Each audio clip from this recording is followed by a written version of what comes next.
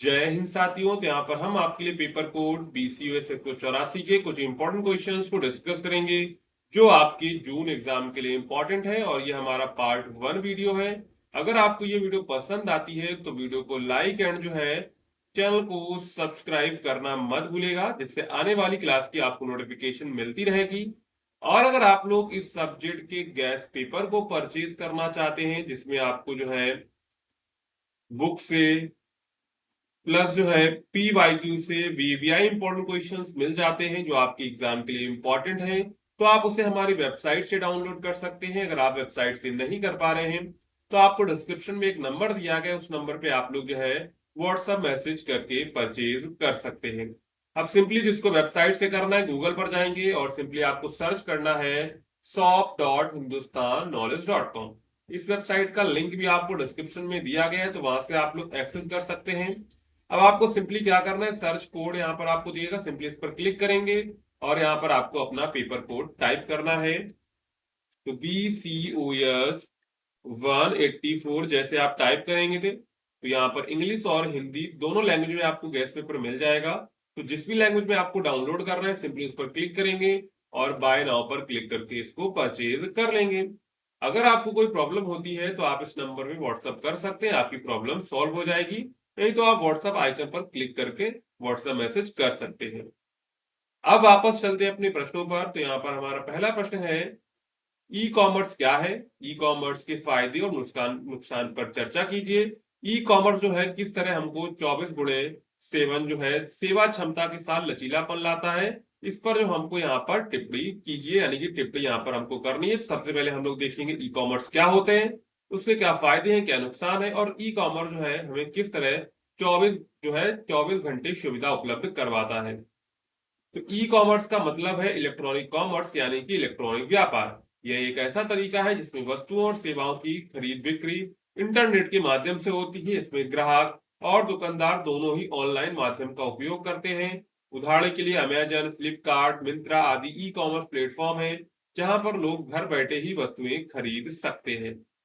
अब यहाँ पर देखते हैं तो ई कॉमर्स के फायदे क्या है। तो हमने देख लिया ई कॉमर्स क्या है। ई कॉमर्स का मतलब है इलेक्ट्रॉनिक कॉमर्स, यानी कि इलेक्ट्रॉनिक व्यापार। यह एक ऐसा तरीका है जिसमें वस्तुओं और सेवाओं की खरीद बिक्री इंटरनेट के माध्यम से होती है। इसमें ग्राहक दुकानदार दोनों ही ऑनलाइन माध्यम का उपयोग करते हैं। उदाहरण के जैसे अमेजन, फ्लिपकार्ट, मिंत्रा आदि, ये क्या है, ई कॉमर्स प्लेटफॉर्म है जहां पर लोग अपनी जो है घर बैठे वस्तुओं को खरीद सकते हैं। अब देखते हैं ई कॉमर्स के फायदे क्या है। सुविधाजनक खरीदारी। ई कॉमर्स की सबसे बड़ी खासियत है कि ग्राहक किसी भी समय और किसी भी स्थान से खरीदारी कर सकता है। ना तो दुकान के खुलने और बंद होने की चिंता है, ना ही ट्रैफिक की परेशानी है। समय और पैसे की बचत होती है। ऑनलाइन शॉपिंग में ग्राहकों को बाजार जाकर समय बर्बाद नहीं करना पड़ता है। साथ ही कई बार ऑनलाइन छूट और ऑफर भी मिलते हैं, जिससे पैसे की बचत भी होती है। इसके बाद विविधता और विकल्प। तो ई कॉमर्स प्लेटफॉर्म पर ग्राहकों को एक ही वस्तु के कई ब्रांड्स और डिजाइन देखने को मिलते हैं, जिससे उन्हें चुनाव करने में आसानी होती है। इसके बाद व्यापार का विस्तार। तो दुकानदारों के लिए एक अच्छा अवसर है जिससे वे अपने उत्पाद पूरे देश या विश्व भर में बेच सकते हैं, जबकि पारंपरिक व्यापार में केवल स्थानीय स्तर पर सीमित रहते हैं। अब इसके बाद इसकी सेवा जो होती है 24/7 रहती है, यानी कि दिन में 24 घंटे और सप्ताह पूरे सप्ताह इसकी सेवा रहती है। तो इस ई कॉमर्स प्लेटफॉर्म दिन रात चालू रहते हैं। ग्राहक कभी भी ऑर्डर कर सकते हैं और दुकानदार कभी भी प्रोडक्ट लिस्ट कर सकते हैं। यह सुविधा पारंपरिक दुकानों में नहीं होती है। अब देखते हैं इसके नुकसान क्या है। तो उत्पाद को देख परख कर खरीद नहीं सकते, यानी ग्राहक वस्तु खरीदने से पहले उसको छू कर या देख कर जांच नहीं कर सकते, जिससे गलत या खराब उत्पाद मिलने की संभावना बढ़ जाती। वहां पर हम लोग क्या करते हैं, हम लोग सिर्फ ऑनलाइन उसकी फोटो ही देखते हैं, उसके आधार पर हम लोग जो है चीजों को ऑर्डर करते हैं। धोखाधड़ी या साइबर अपराध। ऑनलाइन खरीदारी में क्रेडिट डेबिट कार्ड की जानकारी साझा करनी पड़ती है, जिससे धोखाधड़ी या डेटा चोरी का खतरा बना रहता है। इसके बाद डिलीवरी में देरी। तो कभी कभी ऑर्डर की डिलीवरी में काफी समय लग जाता है या डिलीवरी ही नहीं होती है, जिससे ग्राहक को असुविधा होती है। इसके बाद जो है रिटर्न और रिफंड की दिक्कत होती है। यदि उत्पाद पसंद नहीं आया तो उसे लौटाना कई बार मुश्किल या समय कंज्यूमिंग हो सकता है, पैसे वापस होने में भी देरी होती है। इसके बाद तकनीकी समस्या। यदि ग्राहक को इंटरनेट या वेबसाइट में कोई दिक्कत आ जाए तो खरीदारी जो है नहीं हो पाती है। बुजुर्ग लोगों को ई कॉमर्स तकनीक को अपनाना मुश्किल लगता है। यानी ग्राहक को इंटरनेट वेबसाइट में कोई दिक्कत आती है तो यहाँ पर खरीदारी नहीं हो पाती है, ये भी एक नुकसान है। इसके बाद ई कॉमर्स में 24x7 सेवा क्षमता और लचीलापन। तो ई कॉमर्स की सबसे बड़ी ताकत है 24x7 सेवा उपलब्ध रहना। इसका मतलब यह है कि ग्राहक दिन के किसी भी समय, यहाँ तक कि छुट्टियों पर भी सामान ऑर्डर कर सकते हैं। दुकानदार भी जो है दिन रात उत्पाद बेच सकते हैं और अपडेट कर सकते हैं। यह पारंपरिक दुकानों से अलग है जो निश्चित समय पर ही खुलती और बंद होती है। इसके साथ ही ई कॉमर्स लचीलापन भी देता है, ग्राहक को कहीं भी जाकर खरीदारी करने की जरूरत नहीं होती। वे अपने मोबाइल या कंप्यूटर से आसानी से ब्राउज करके प्रोडक्ट चुनकर पेमेंट करके सामान घर मंगवा सकते हैं। दुकानदार भी बिना बड़ी दुकान खोले केवल एक वेबसाइट या मोबाइल ऐप के जरिए अपना जो है प्रोडक्ट बेच सकते हैं। इसके बाद हम लोग निष्कर्ष लिखेंगे। तो ई कॉमर्स ने व्यापार की दुनिया को एक नई दिशा दी। यह व्यापार को डिजिटल बनाकर समय, स्थान और संसाधनों की बाधाओं को दूर करता है। इसके कई फायदे हैं, लेकिन कुछ सावधानियों के साथ इसके नुकसान से भी बचा जा सकता है। आने वाले समय में ई कॉमर्स और अधिक उन्नत और सुरक्षित बनेगा, जिससे जो है व्यापार और ग्राहक दोनों को अधिक लाभ मिलेगा। तो यहाँ पर हमने देखा ई कॉमर्स का लचीलापन, ई कॉमर्स के नुकसान, ई कॉमर्स के फायदे और ई कॉमर्स क्या होता है। अगर आपको ये क्वेश्चन अच्छे समझ में आया है तो आप वीडियो को लाइक एंड चैनल को सब्सक्राइब जरूर कर लीजिएगा। इसके बाद यहाँ पर हमारा दूसरा प्रश्न है, इलेक्ट्रॉनिक भुगतान प्रणाली के विभिन्न प्रकार क्या हैं, उनमें से प्रत्येक की व्याख्या कीजिए। यानी हम लोग जो है इलेक्ट्रॉनिक जो पेमेंट करते हैं उसके कौन कौन से प्रकार हैं जिसके द्वारा हम लोग इलेक्ट्रॉनिक पेमेंट कर सकते हैं। तो इलेक्ट्रॉनिक भुगतान प्रणाली, इलेक्ट्रॉनिक पेमेंट सिस्टम वह तरीका है जिसमें ग्राहक और व्यापारी के बीच लेन देन पेमेंट डिजिटल माध्यम से होता है, यानी कि नकद यानी कैश या चेक के बिना। आज के समय में ऑनलाइन खरीदारी, बिल भुगतान और पैसे ट्रांसफर के लिए ये प्रणालियां बहुत लोकप्रिय हो चुकी। पहला है डेबिट कार्ड। डेबिट कार्ड एक ऐसा कार्ड होता है जो सीधे आपके बैंक के खाते से जुड़ा होता है। जब आप इससे भुगतान करते हैं तो पैसा तुरंत आपके खाते से कट जाता है, तुरंत भुगतान होता है, बैंक खाते की राशि से सीमित होता है। एटीएम से नगद निकासी संभव है। उदाहरण के SBI debit card, HDFC debit card, ये सब क्या है, डेबिट कार्ड्स हैं। इसके बाद है क्रेडिट कार्ड। तो क्रेडिट कार्ड से आप उधार में खरीदारी कर सकते हैं। बैंक आपकी लिमिट तक खर्च करने की सुविधा देता है, जिससे आपको बाद में भुगतान करना होता है। जैसे उधार में भुगतान की सुविधा, भुगतान में एक तारीख होती है, समय पर भुगतान ना करने पर ब्याज लगता है। उदाहरण के लिए आईसीआईसीआई क्रेडिट कार्ड और एक्सिस बैंक क्रेडिट कार्ड। इसी प्रकार बहुत सारे बैंक के सभी के क्रेडिट कार्ड होते हैं, तो किसी का भी आप लोग यूज कर सकते हैं। इसके बाद है नेट बैंकिंग। तो नेट बैंकिंग की ऑनलाइन सुविधा है जिसमें आप अपने बैंक खाते से इंटरनेट के माध्यम से भुगतान कर सकते हैं। अब विशेषताएं देखें तो किसी भी समय कहीं भी भुगतान कर सकते हैं। बिल भुगतान, मनी ट्रांसफर, बैलेंस चेक आदि की सुविधा होती है। सुरक्षित पासवर्ड और ओटीपी प्रणाली होती है, जैसे SBI internet banking, HDFC internet banking. इसके बाद जैसे मोबाइल वॉलेट। तो मोबाइल वॉलेट एक ऐप होता है जिसमें आप पैसे स्टोर करके ऑनलाइन और ऑफलाइन भुगतान कर सकते हैं। इसकी विशेषता है recharge, bill payment, ticket booking आदि के लिए उपयोग कर सकते हैं। क्यूआर कोड स्कैन करके भुगतान कर सकते हो। आसान और जो है ये तेज प्रक्रिया होती है। उदाहरण के लिए फोन पे, गूगल पे, वॉलेट, पेटीएम, ये सब क्या है, मोबाइल वॉलेट है।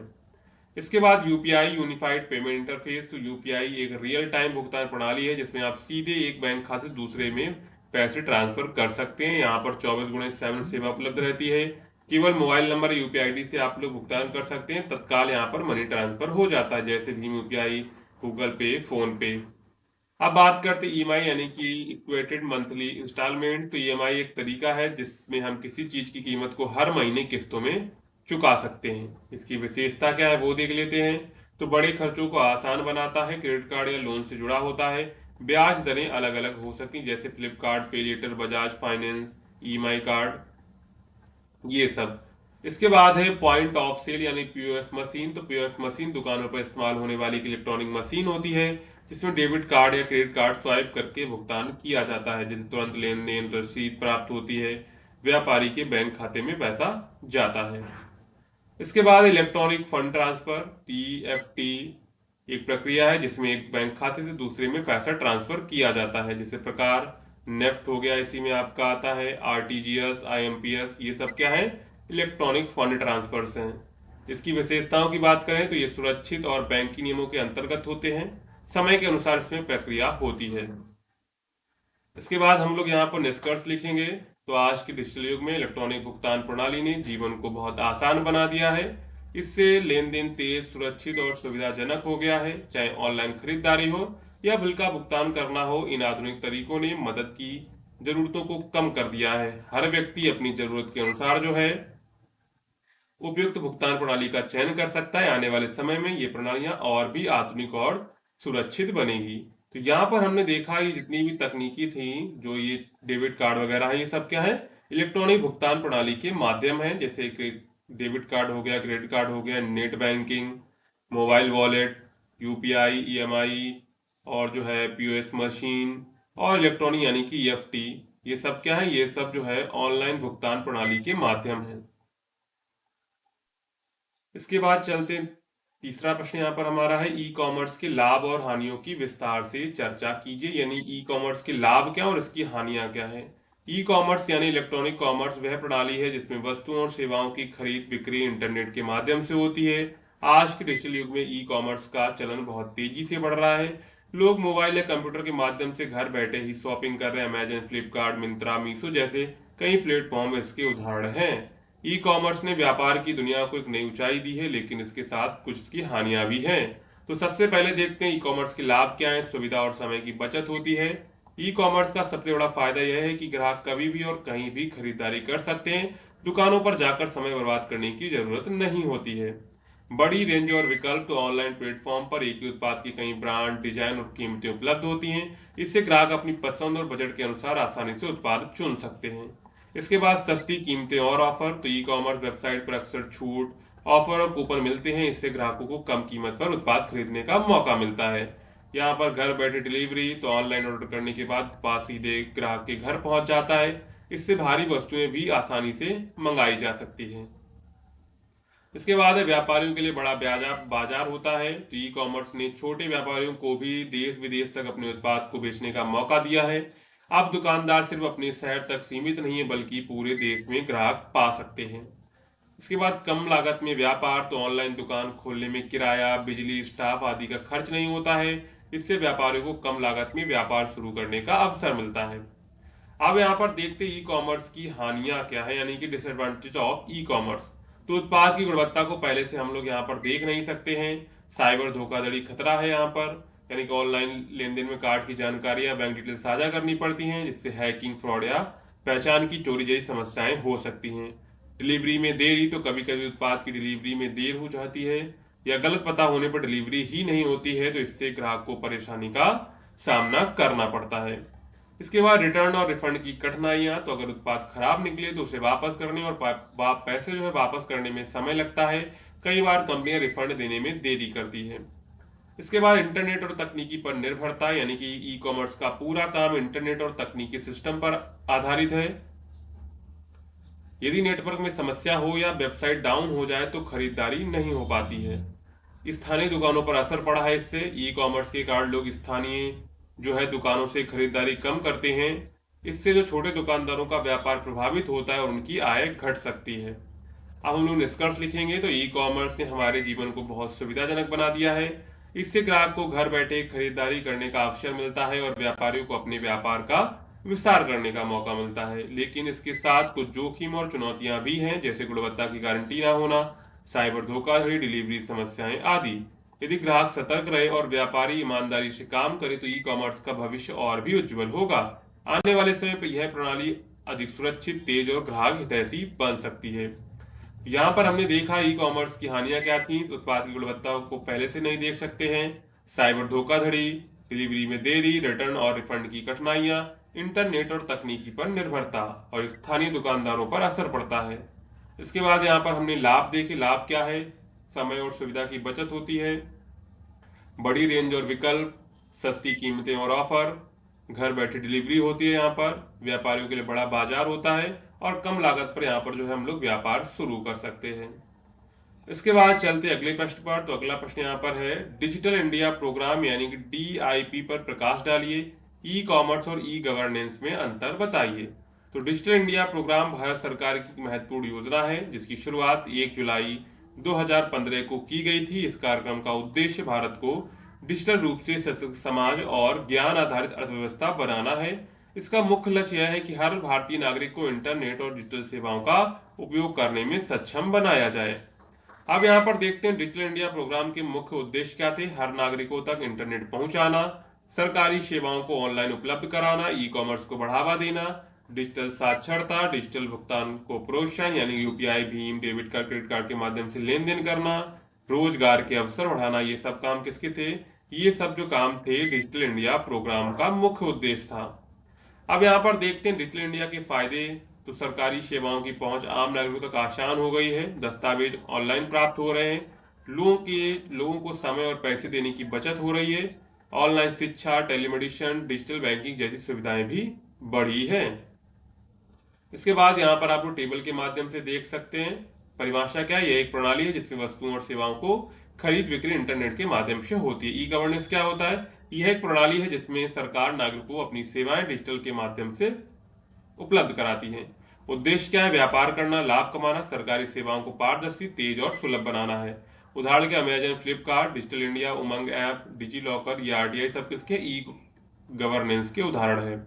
उपयोगकर्ता ग्राहक और व्यापारी होते हैं, नागरिक सरकारी कर्मचारी विभाग होते हैं। सेवाओं का प्रकार, वस्तु की बिक्री, ऑनलाइन भुगतान, ग्राहक सेवा। यहाँ पर प्रमाण पत्र जारी करना, शिकायत निवारण, सरकारी योजनाओं की जानकारी, ये सब किसमें होता है? ई गवर्नेंस में होता है। अब इसका प्रभाव देखते हैं। तो आर्थिक लेन देन और उपभोक्ताओं के जीवन को प्रभावित करता है, प्रशासन और आम जनता के बीच की ये दूरी को कम करता है। इसके बाद हम लोग निष्कर्ष लिखेंगे। तो डिजिटल इंडिया प्रोग्राम ने भारत को तेजी से डिजिटल दिशा में आगे बढ़ाया।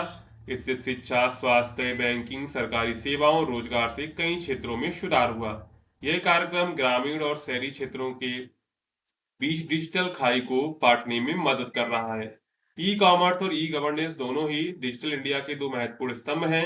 एक तरफ जहां ई कॉमर्स से व्यापार डिजिटल हुआ है, वहीं दूसरी ओर ई गवर्नेंस से सरकार और जनता के बीच सीधा और पारदर्शी जो है संपर्क बना है। तो यहाँ पर हमने देख लिया देखा यहाँ पर डिजिटल इंडिया के मुख्य उद्देश्य क्या थे और इसके क्या फायदे थे। इसके बाद हमने ई कॉमर्स और ई गवर्नेंस में अंतर देखा। इसके बाद यहाँ पर हमने निष्कर्ष लिखा। इसके बाद यहाँ पर हमारा 5वां प्रश्न है, आईटी अधिनियम यानी आईटी एक्ट के तहत अपराधों और उनके दंड के बारे में विस्तार से चर्चा कीजिए। यानी आईटी अधिनियम के तहत कौन से अपराध आते हैं और उनके दंड क्या होते हैं उसके बारे में चर्चा करेंगे। तो आईटी अधिनियम यानी इंफॉर्मेशन टेक्नोलॉजी एक्ट वर्ष 2000 में भारत सरकार द्वारा लागू किया गया एक कानून है जिसका मुख्य उद्देश्य डिजिटल दुनिया में हो रहे अपराधों को रोकना और इंटरनेट के माध्यम से हो रहे लेन देन को सुरक्षित बनाना। इस अधिनियम को समय समय पर संशोधित भी किया गया, जैसे कि वर्ष 2008 में किया गया था। इस अधिनियम के अंतर्गत वे सभी अपराध आते हैं जो कंप्यूटर, इंटरनेट, मोबाइल नेटवर्क या डिजिटल माध्यम से किए जाते हैं। इन्हें हम लोग कहते हैं साइबर क्राइम। क्या कहते हैं? साइबर अपराध कहते हैं। अब यहाँ पर देखते हैं आईटी अधिनियम के तहत मुख्य साइबर अपराध और उनके दंड। तो सबसे पहले हैकिंग। तो किसी व्यक्ति के कंप्यूटर या सिस्टम में उसकी अनुमति के बिना घुसपैठ करना या डेटा चुराना क्या कहलाता है? हैकिंग कहलाता है। इसमें कौन सी धारा लगती है? इसमें धारा लगती है आईटी एक्ट की धारा लगती है 66 और इसमें दंड क्या हो? 3 साल तक की जेल या 5 लाख तक का जुर्माना या फिर दोनों हो सकता है। अब यहाँ पर पहचान की चोरी हो सकती, किसी व्यक्ति की व्यक्तिगत जानकारी जैसे आधार, पैन, पासपोर्ट, ओटीपी चुराकर उसका गलत इस्तेमाल करना। तो यहाँ पर धारा कौन सी लगेगी? 66C लगेगी। 3 साल तक की यहाँ पर जेल हो सकती है और 1 लाख तक का जुर्माना लग सकता है। इसके बाद साइबर ठगी यानी साइबर फ्रॉड। तो ऑनलाइन फर्जी वेबसाइट या ईमेल के जरिए लोगों को धोखे में रखकर पैसे या जानकारी ठगना। इसमें कौन सी धारा इसमें लगती है? धारा 66D। इसमें 3 साल की सजा और 1 लाख का जुर्माना होता है। उदाहरण के लिए नकली बैंक कॉल करके जो है ओटीपी मांगना और पैसे निकाल लेना। इसके बाद अश्लील सामग्री का प्रसारण यानी इंटरनेट पर अश्लील वीडियो, फोटो या किसी व्यक्ति की आपत्तिजनक सामग्री को अपलोड या शेयर करना। इसमें धारा लगती है 67। दंड क्या होता है? पहली बार 3 साल जेल प्लस 5 लाख का जुर्माना। दूसरी बार अगर आप करते हैं तो आपको 5 साल की जेल प्लस 10 लाख का जुर्माना देना होगा। इसके बाद बच्चों से जुड़ी अश्लील सामग्री यानी कि चाइल्ड पोर्नोग्राफी अगर आप करते हैं तो यहाँ पर आपको लगेगा 67B धारा लगेगी। दंड क्या होगा? पहली बार 5 साल की जेल और 10 लाख का जुर्माना आपसे लग सकता है। दूसरी बार जो है अगर आप करते हैं तो 7 साल की जेल होगी और 10 लाख का आपका जुर्माना लगेगा। इसके बाद है साइबर स्टॉकिंग यानी किसी महिला या व्यक्ति का बार बार पीछा करना, उसे परेशान करना, उसकी तस्वीरें सोशल मीडिया पर शेयर करना या धमकाना। ये किसमें आएगा? ये धारा इसमें लगेगी आपकी 354D आईपीसी की और आईटी एक्ट लगेगा। दंड इसमें क्या होगा? तो दंड में आपको पहली बार 3 साल की जेल होगी और दोबारा अपराध करने पर आपको 5 साल की जेल होगी। अब यहाँ पर जैसे वायरस फैलाना, एक सॉफ्टवेयर भेजना जिससे किसी व्यक्ति या संस्था के सिस्टम को नुकसान हो, तो यहाँ पर धारा कौन सी लगती है? यहाँ पर धारा आपकी लगती है 43 और जो है 66 धारा लगती है। इसमें हर्जाना आपको भरना होता है, 3 साल तक की सजा प्लस जुर्माना भरना होता है। इसके बाद डेटा की चोरी, कंप्यूटर से किसी व्यक्ति, कंपनी या संस्था का डेटा बिना इजाजत के चुराना या डाउनलोड करना। यहाँ पर आपको धारा कौन सी लगी? यहाँ पर धारा लगी 43B। इसमें हर्जाना आपका 1 करोड़ तक का होगा और आपराधिक जो है मामला भी दर्ज हो सकता है। इसके बाद ईमेल स्पूफिंग जो है, फिशिंग यानी कि ईमेल स्पूफिंग करना, और फिशिंग ईमेल जो है, ईमेल स्पूफिंग का मतलब है कि आपकी बिल्कुल सेम टू सेम जो है दूसरी डुप्लीकेट ईमेल बनाना क्या कहलाता है? ईमेल स्पूफिंग कहलाता है, या फिर इसे हम लोग फिशिंग कहते हैं। तो किसी बैंक या कंपनी के नाम से नकली जो है ईमेल भेजकर लोगों की जानकारी चुराना, जैसे धारा इसमें लगेगी धारा आपकी 66C और जो है 66D लगेगी। इसमें 3 साल तक की जेल होगी और 1 लाख तक का जुर्माना लग सकता है। तो यहाँ पर हमने देख लिए कौन कौन से जो है यहाँ पर तरीके हैं जिसके द्वारा जो है मुख्य साइबर अपराध होते हैं और उसके दंड क्या होते हैं। इसके बाद हम लोग देखेंगे यहाँ पर आईटी अधिनियम का महत्व क्या है। तो साइबर अपराधी को रोकने के लिए कानूनी ढांचा प्रदान करता है, डिजिटल लेन देन और जो है ई गवर्नेंस को सुरक्षित बनाता है, लोगों में डिजिटल सुरक्षा की जागरूकता को बढ़ाता है, पीड़ितों को न्याय दिलाने का साधन प्रदान करता है। ये सब किसके काम है? आईटी अधिनियम का ये महत्व होता है, यानी कि इसके काम होते हैं। इसके बाद हम लोग निष्कर्ष लिखेंगे। तो जैसे जैसे तकनीकी बढ़ रही है वैसे वैसे साइबर अपराधों की संख्या भी बढ़ रही है। आईटी अधिनियम इन अपराधों को रोकने और दोषियों को सजा देने के लिए एक मजबूत कानून है। हमें इंटरनेट का उपयोग सतर्कता और जिम्मेदारी के साथ करना चाहिए। किसी भी साइबर अपराध की स्थिति में तुरंत साइबर क्राइम सेल या पुलिस से संपर्क करना चाहिए। इस अधिनियम की जानकारी हर नागरिक को होनी चाहिए ताकि वे अपने अधिकारों और सुरक्षा के प्रति जागरूक रह सके। कि साइबर सुरक्षा क्या है? साइबर सुरक्षा में 7 प्रवृत्तियों पर हमको यहाँ पर चर्चा करनी है। तो सबसे पहले देखेंगे साइबर सुरक्षा क्या है। तो साइबर सुरक्षा एक ऐसी तकनीक है, प्रक्रिया है और उपायों का समूह है जिसका उपयोग कंप्यूटर सिस्टम, नेटवर्क, डाटा और इंटरनेट से जुड़ी सेवाओं को अनाधिकृत पहुंच, साइबर हमले, डाटा चोरी या अन्य खतरों से सुरक्षित रखने के लिए किया जाता है। तो यहाँ पर साइबर सुरक्षा क्या है? साइबर सुरक्षा एक तकनीक है या फिर एक प्रोसेस मान लीजिए, या फिर उपायों का समूह है जिसका उपयोग computer system, network, data, internet से जुड़ी सेवाओं को अनाधिकृत पहुंच, साइबर हमले या डेटा चोरी और अन्य खतरे से सुरक्षित करने के लिए किया जाता है। आज के डिजिटल युग में इंटरनेट और तकनीक पर बहुत निर्भर हो गए हैं हम लोग। क्या है? इंटरनेट और तकनीक पर बहुत निर्भर हो गए। चाहे ऑनलाइन बैंकिंग हो, सोशल मीडिया हो, ऑफिस वर्क हो या सरकारी डेटा हो, हर चीज इंटरनेट से जुड़ी हुई है। ऐसे में साइबर सुरक्षा बहुत जरूरी हो गई है ताकि व्यक्तिगत, व्यावसायिक और सरकारी जो जानकारी है वो सुरक्षित रह सके। यदि साइबर सुरक्षा मजबूत ना हो तो हैकर्स या साइबर अपराधी हमारी निजी जानकारी चुरा सकते हैं, बैंक अकाउंट खाली कर सकते हैं या संवेदनशील सरकारी डेटा जो है लीक कर सकते हैं। इसलिए साइबर सुरक्षा हर व्यक्ति और संस्था के लिए अनिवार्य बन गई है। अब यहाँ पर देखते हैं कि जो है साइबर सुरक्षा में 7 प्रमुख प्रवृत्तियां यानी कौन से 7 प्रमुख ट्रेंड्स हैं। पहला है कृत्रिम बुद्धिमत्ता यानी कि आर्टिफिशियल इंटेलिजेंस, एआई और मशीन लर्निंग। आजकल साइबर सुरक्षा में एआई और मशीन लर्निंग का उपयोग तेजी से बढ़ रहा है। ये तकनीकी खतरों को पहले से अनुमान लगा सकती हैं और सिस्टम को स्वतः सुरक्षित बना सकती हैं। एआई के जरिए असामान्य गतिविधियों को पहचाना जा सकता है जिससे समय रहते खतरे को टाला जा सकता है। यानी एआई क्या काम करेगा? जो आने वाला खतरा है उसको पहले ही जान लेगा और उसको जो है, जो आपका सिस्टम है उसको जो है सुरक्षित बना सकता है। इसके बाद है रैंसमवेयर अटैक में वृद्धि। रैंसमवेयर एक प्रकार का वायरस होता है जो सिस्टम को लॉक कर देता है और डेटा को वापस देने के लिए फिरौती मांगता है। हाल के वर्षों में ऐसे हमलों की संख्या बढ़ गई है, खासकर जो है अस्पतालों, स्कूलों और सरकारी संस्थानों पर। यह साइबर सुरक्षा के लिए एक बड़ा खतरा बन गया है। इसके बाद क्लाउड सिक्योरिटी यानी क्लाउड सुरक्षा। आजकल अधिकतर कंपनियां अपने डेटा को जो है क्लाउड जैसे गूगल ड्राइव, एडब्ल्यूएस में स्टोर करती हैं, इसलिए क्लाउड पर डेटा की सुरक्षा एक अहम मुद्दा बन गई है। क्लाउड सुरक्षा के उपाय जैसे multi factor authentication, data encryption आदि का उपयोग बढ़ रहा है।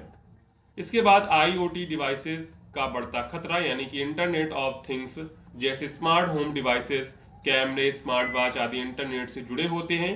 लेकिन इनमें पर्याप्त सुरक्षा नहीं होती है, जिससे हैकिंग का खतरा बढ़ जाता है। इसलिए आईओटी डिवाइसेस की सुरक्षा अब एक नई चुनौती बन गई है। इसके बाद है फिशिंग और सोशल इंजीनियरिंग अटैक। तो फिशिंग के जरिए साइबर अपराधी नकली ईमेल या वेबसाइट्स भेजते हैं, जिससे यूजर अपनी जानकारी खुद ही शेयर कर देता है। यह एक बहुत आम लेकिन खतरनाक साइबर हमला है। यूजर्स को जागरूक बनाने की तकनीकी उपाय अपनाने की जरूरत होती है। वो क्या करते हैं, फिशिंग में क्या होता है, वो मान लीजिए कोई हाई कोर्ट की वेबसाइट या फिर कोई जो फेमस वेबसाइट, उसका क्या करेंगे, उसके क्या कर देंगे, बिल्कुल सेम टू सेम एक जो है दूसरी वेबसाइट बना देंगे। और आपको लगेगा कि वो है ओरिजिनल वेबसाइट है। क्या है, वो ओरिजिनल वेबसाइट है। आप लोग क्या करेंगे, उसमें अपना डेटा फिल कर देंगे, यानी कि अब आप जो अपनी जानकारी है उनको खुद शेयर कर रहे हैं। मल्टी फैक्टर ऑथेंटिकेशन का बढ़ता प्रयोग। पासवर्ड के साथ साथ अब ओटीपी, फिंगरप्रिंट या फेस रिकॉग्निशन जैसी अतिरिक्त सुरक्षा तकनीकों का प्रयोग बढ़ रहा है, जिससे किसी भी सिस्टम में अनाधिकृत प्रवेश रोकना संभव होता है। इसके बाद डेटा गोपनीयता कानूनों का विकास। सरकारें और संगठन अब डेटा सुरक्षित करने के लिए सख्त कानून बना रही हैं, जैसे जीडीपीआर यूरोप में या भारत में प्रस्तावित डिजिटल पर्सनल डेटा प्रोटेक्शन कानून। इन कानूनों से कंपनियों को अपने ग्राहकों की डेटा की सुरक्षा सुनिश्चित करनी होगी। तो यहाँ पर हमने ये 7 जो है प्रवृत्तियां देखी साइबर सुरक्षा की। इसके बाद हम लोग यहाँ पर निष्कर्ष लिखेंगे। तो साइबर सुरक्षा न केवल टेक्नोलॉजी का विषय है, बल्कि ये आज की जीवन शैली और व्यावसायिक दुनिया का एक अनिवार्य हिस्सा बन चुकी है। जैसे जैसे तकनीकी आगे बढ़ रही है, वैसे वैसे साइबर हमलों के तरीके भी जटिल हो रहे हैं। ऐसे में हमें तकनीकी उपायों के साथ साथ जागरूकता भी बढ़ानी होगी। साइबर सुरक्षा की इन प्रवृत्तियों को समझकर ही हम अपने डिजिटल जीवन को सुरक्षित बना सकते हैं।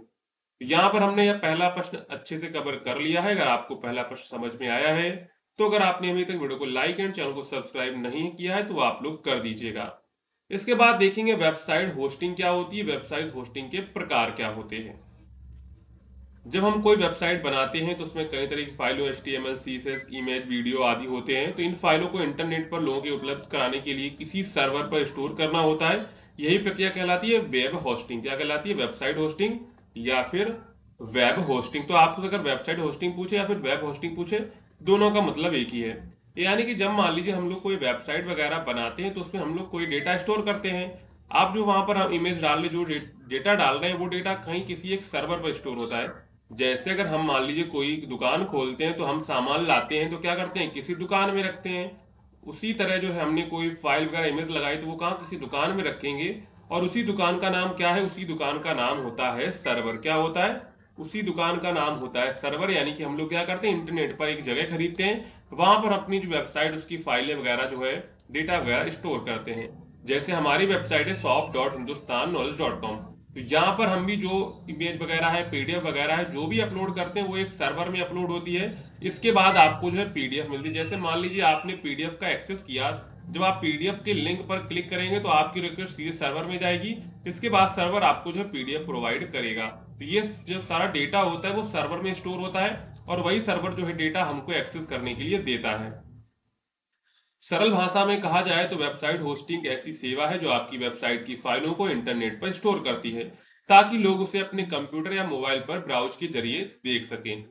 वेबसाइट को होस्ट करने के लिए एक कंप्यूटर सर्वर की जरूरत होती है, जो 24x7 इंटरनेट से जुड़ा रहता है। जब कोई व्यक्ति आपकी वेबसाइट जैसे यूआरएल shop.hindustanknowledge.com टाइप करता है, तो ब्राउजर उस सर्वर से डेटा लेकर आपकी वेबसाइट को दिखाता है। अब यहाँ पर देखते हैं वेबसाइट होस्टिंग के प्रकार कौन कौन से हैं। तो सबसे पहली होती है शेयर्ड होस्टिंग। इसमें एक ही सर्वर पर कई वेबसाइट को होस्ट किया जाता है। सभी वेबसाइट एक ही सीपीयू, रैम और स्टोरेज शेयर करती हैं। यह होस्टिंग सस्ती होती है और शुरुआती लोगों के लिए अच्छी होती है। उदाहरण जैसे छोटे ब्लॉग, पर्सनल वेबसाइट्स आदि। कमी अगर देखें तो अगर एक वेबसाइट ज्यादा ट्रैफिक लेती है तो बाकी वेबसाइट की जो स्पीड है उस पर असर पड़ सकता है। तो शेयर्ड होस्टिंग में क्या होता है, शेयर्ड होस्टिंग की स्टार्टिंग में लेते हैं, क्योंकि वहां पर क्या होता है, एक सर्वर होता है, उससे बहुत सारी वेबसाइट होस्ट होती हैं। तो ये जो छोटे छोटे ब्लॉगर होते हैं उनके लिए ज्यादा सही रहता है, क्योंकि इसमें पैसा कम लगता है।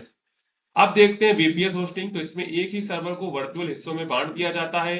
हर वेबसाइट को अलग सीपीयू, रैम और स्टोरेज मिलता है।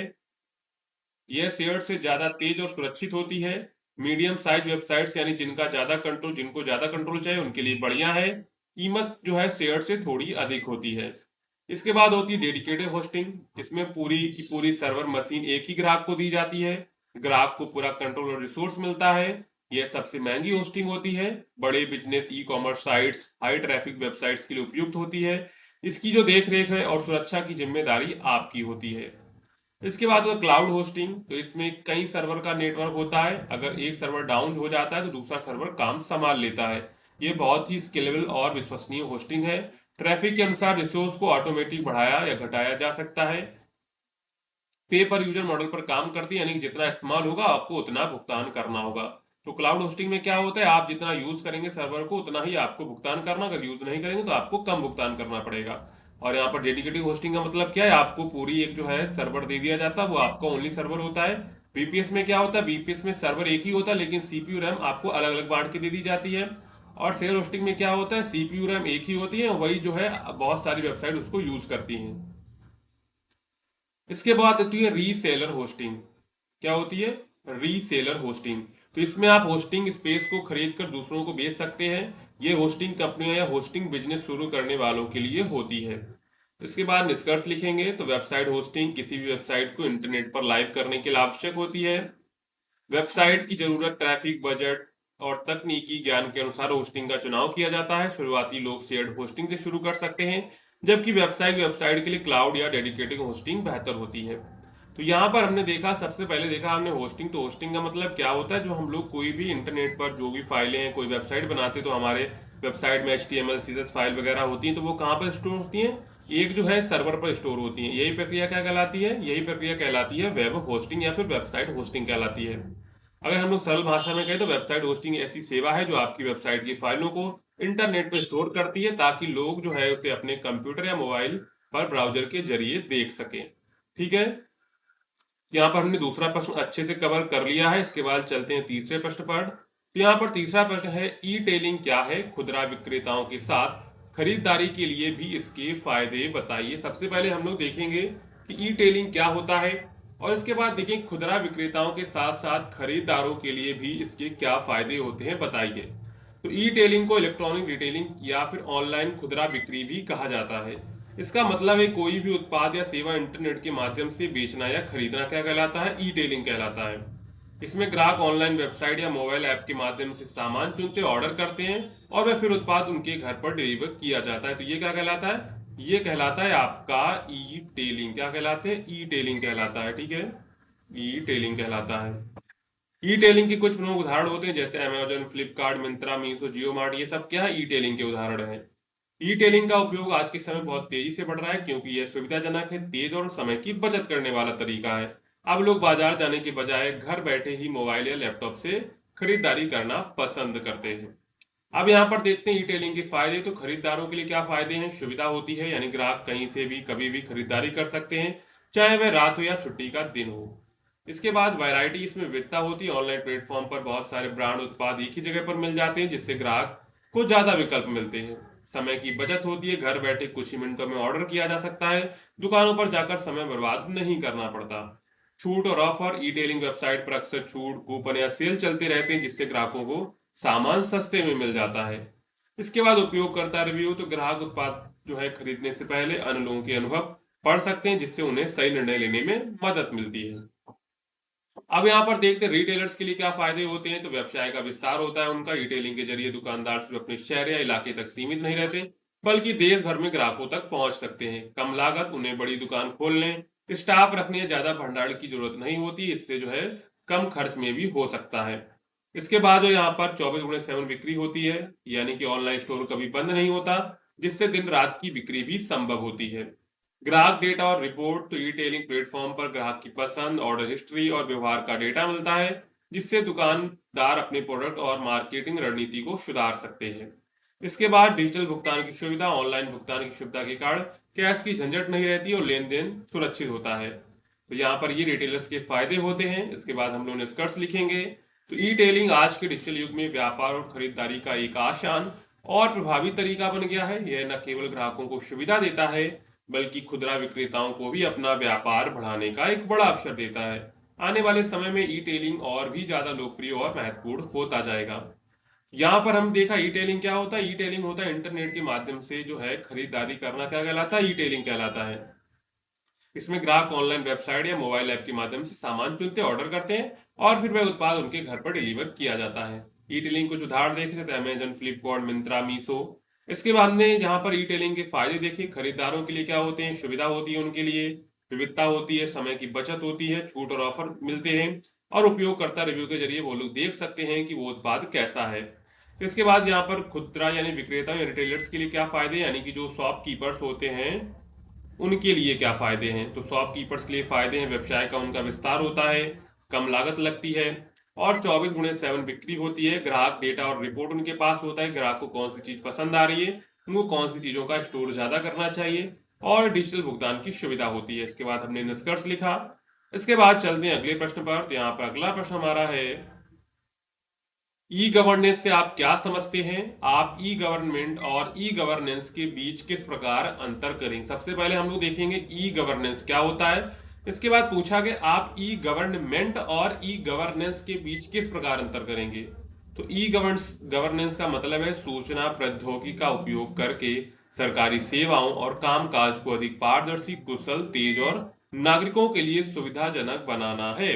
तो यहाँ पर ई गवर्नेंस का मतलब क्या है, सूचना प्रौद्योगिकी का प्रयोग करके सरकारी सेवाओं और कामकाज को अधिक पारदर्शी, कुशल, तेज और नागरिकों के लिए सुविधाजनक बनाना है। इसमें इंटरनेट, कंप्यूटर, मोबाइल और अन्य डिजिटल साधनों के माध्यम से जो है सरकार, जनता और व्यवसाय और जो है अन्य सरकारी विभागों के बीच संवाद और सेवा प्रदान की जाती है। यानी इसमें क्या होता है, कंप्यूटर, इंटरनेट, डिजिटल संसाधनों की मदद लेकर जो है सरकार जो क्या करती है, जनता, व्यवसाय और अन्य सरकारी विभागों के बीच जो है संवाद और सेवा प्रदान करती है। अब यहाँ पर देखते हैं ई गवर्नेंस क्या है। तो ई गवर्नेंस का पूरा नाम है इलेक्ट्रॉनिक गवर्नेंस। इसका उद्देश्य है कि सरकार के कामकाज को डिजिटल माध्यम से आसान बनाया जाए, ताकि लोगों को सरकारी सेवाएं बिना किसी परेशानी के मिल सके। उदाहरण के लिए आप ऑनलाइन बिजली का बिल जमा कर सकते हैं, Aadhaar card, PAN card, ration card के ऑनलाइन आवेदन कर सकते हैं, जमीन के रिकॉर्ड या जाति प्रमाण पत्र ऑनलाइन देख सकते हैं। इन सभी सेवाओं को आप घर बैठे इंटरनेट की मदद से जो है प्राप्त कर सकते हैं। यही ई गवर्नेंस का फायदा होता है। अब यहाँ पर देखिए ई गवर्नेंस के 4 मुख्य घटक होते हैं। पहला होता है G2C यानी गवर्नमेंट टू सिटीजन, सरकार द्वारा नागरिकों को सेवाएं देना, जैसे ऑनलाइन पासपोर्ट आवेदन, बिल भुगतान, जन प्रमाण पत्र। ये क्या होता है, गवर्नमेंट से डायरेक्ट सिटीजन को मिलता है। इसके बाद होता है G2B मतलब कि गवर्नमेंट टू बिजनेस, व्यापारियों के लिए सुविधाएं जैसे GST, पंजीकरण, टेंडर की जानकारी। तो ये क्या होता है, सीधे जो है गवर्नमेंट से बिजनेस के लिए होता है। इसके बाद G2G मतलब गवर्नमेंट टू गवर्नमेंट, विभिन्न सरकारी विभागों बीच सूचना और दस्तावेजों का आदान प्रदान करना। मतलब कि दो जो है जो सरकारी विभाग हैं उनके बीच सूचना और दस्तावेजों का आदान प्रदान को क्या कहते हैं, G2G कहते हैं। इसके बाद G2E यानी गवर्नमेंट टू एम्प्लॉय यानी सरकारी कर्मचारियों से संबंधित सेवाएं जैसे वेतन, पेंशन, छुट्टी आवेदन सरकार के द्वारा क्या होता है, डायरेक्ट जो है एम्प्लॉय के अकाउंट में जाता है। यानी कि उससे सेवाएं हो या फिर वेतन हो या पेंशन हो, वो डायरेक्ट क्या करते हैं, सीधे गवर्नमेंट से एम्प्लॉय के पास जाते हैं। तो इसे हम लोग कहते हैं G2E। अब यहाँ पर देख लेते हैं इनके बीच अंतर क्या है। तो ई गवर्नमेंट और ई गवर्नेंस में अंतर क्या है, सबसे पहले अर्थ देखेंगे। तो ई गवर्नमेंट का अर्थ क्या है, यह सरकार की सेवाओं को डिजिटल रूप में उपलब्ध कराना है। यह एक व्यापारिक प्रक्रिया है, और ये एक व्यापक प्रक्रिया है जिसमें सरकार, जनता और अन्य संगठनों की बीच जो है सूचना का आदान प्रदान होता है। ई गवर्नेंस का क्या है, ई गवर्नेंस एक व्यापक प्रक्रिया है जिसमें सरकार, जनता और अन्य संगठनों के बीच जो है सूचना का आदान प्रदान होता है। जबकि ई गवर्नमेंट क्या है, ई गवर्नमेंट एक सरकार की सेवाओं को डिजिटल रूप में उपलब्ध कराना है। उद्देश्य क्या है, सरकारी सेवाओं को ऑनलाइन बनाना, प्रशासन को पारदर्शी, उत्तरदायी और भागीदारपूर्ण बनाना ई गवर्नेंस का काम है। दायरा क्या है, केवल सरकारी तंत्र तक सीमित होता है, समाज के हर क्षेत्र में सूचना तकनीकी का उपयोग करना। उदाहरण जैसे ऑनलाइन पैन कार्ड बनवाना, शिकायत निवारण पोर्टल, पारदर्शी नीति निर्माण, ये सब किसके ई गवर्नेंस के उदाहरण हैं। प्रभाव क्या है, सेवाओं की सुविधा बढ़ाता है, शासन प्रणाली को सुधारता है। यहाँ पर हमने देख लिया ई गवर्नमेंट और ई गवर्नेंस में क्या अंतर है। इसके बाद हम लोग निष्कर्ष लिखेंगे। तो ई गवर्नेंस एक ऐसा माध्यम है जिससे सरकार और जनता के बीच की दूरी कम होती है। इससे जो है पारदर्शिता, जवाबदेही और सुशासन को बढ़ावा मिलता है। ई गवर्नमेंट इसका एक हिस्सा है, लेकिन ई गवर्नेंस उससे कई बड़ा और व्यापक दृष्टिकोण है। भारत सरकार द्वारा डिजिटल इंडिया जैसी योजनाएं इसी दिशा में एक महत्वपूर्ण कदम है। जब सरकार की सेवाएं जनता तक सरल, तेज और पारदर्शी तरीके से पहुंचे, तभी एक सफल और आधुनिक शासन व्यवस्था संभव हो पाती है। यहाँ पर हमने टोटल 4 क्वेश्चंस को डिस्कस किया हुआ जो आपके एग्जाम के लिए इंपॉर्टेंट है। अगर आपके क्वेश्चन समझ में आए हैं तो वीडियो को लाइक एंड जो है चैनल को सब्सक्राइब करना मत भूलिएगा, जिससे आने वाली क्लास की आपको नोटिफिकेशन मिलती रहेगी। तो चलिए मिलते हैं अगली क्लास में, तब तक के लिए जय हिंद।